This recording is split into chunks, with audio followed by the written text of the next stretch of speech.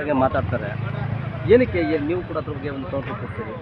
ಅಲ್ಲ, ಯಾರೇ ಆಗಲಿ ಶ್ರೀಮಠದ ಬಗ್ಗೆ ಮಾತಾಡಬೇಕಾದ್ರೆ, ಅದರಲ್ಲೂ ಈ ಥರ ಸಭೆ ಸಮಾರಂಭಗಳು ಮಾತಾಡಬೇಕಾದ್ರೆ ಒಂದು ವಿವೇಚನಾ ಮಟ್ಟ ಇಟ್ಕೊಂಡು ಮಾತಾಡ್ತಕ್ಕಂಥದ್ದು ಔಚಿತ್ಯ. ಯಾರೂ ಕೂಡ ಶ್ರೀಮಠದ ಗುರುಗಳು ಎಲ್ಲರಿಗೂ ಅವರು ಸ್ವಾಮೀಜಿಗಳು ಏನೇ ಇದ್ದರೂ ಅವ್ರ ಅಭಿಪ್ರಾಯಗಳನ್ನ ಹೋಗಿ ಅವ್ರ ಹತ್ರನೇ 4 ಗೋಡೆ ಮಧ್ಯ ಮಾತಾಡಬೇಕಾಗ್ತಕ್ಕಂಥದ್ದು ಜವಾಬ್ದಾರಿಯುತ ಸ್ಥಾನದಲ್ಲಿರ್ತಕ್ಕಂಥ ಶಾಸಕರು ಬಹಿರಂಗವಾಗಿ ಈ ಥರ ಮಾತಾಡೋದು ಎಲ್ಲೋ ಒಂದು ಕಡೆ ಅವ್ರಿಗೆ ಮಠದ ಮೇಲೆ ಇರ್ತಕ್ಕಂಥ ಒಂದು ಭಾವನೆಯನ್ನು ತೋರಿಸ್ತದೆ.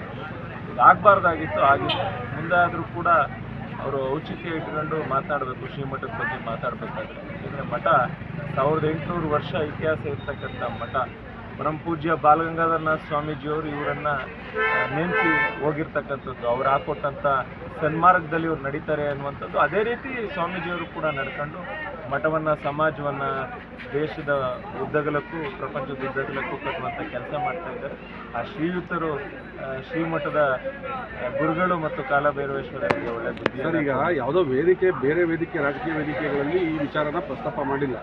ಮಠ ಒಂದು ನೇತೃತ್ವ ವಹಿಸಿದಂಥ ಮಠದ ಕಾರ್ಯಕ್ರಮದಲ್ಲಿ ಶಾಸಕರು, ಸ್ವಾಮೀಜಿಗಳ ಮುಂದೆ, ಕೇಂದ್ರ ಸಚಿವರ ಮುಂದೆ, ನಮ್ಮ ಕುಲದ ಎಲ್ಲ ಅತಿರಥ ಮಹಾರಥ ಗಣ್ಯರ ವಿರುದ್ಧ ಮಠ ಹಾಗೂ ಸ್ವಾಮೀಜಿ ಎಲ್ಲೋ ಒಂದು ಕಡೆ ದಾರಿ ತಪ್ತಾ ಇದ್ದಾರೆ ಅನ್ನೋ ಹೇಳಿಕೆ ಕೂಡ ಕಾರಣ ಏನಿರ್ಬೋದು?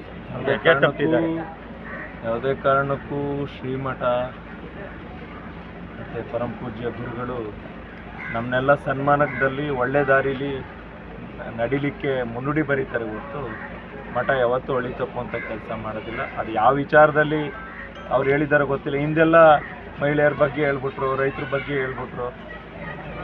ಏನು ಆತಂಕಕ್ಕೊಳಗಾಗಿದ್ದಾರೋ ಶಾಸಕರು ಗೊತ್ತಿಲ್ಲ.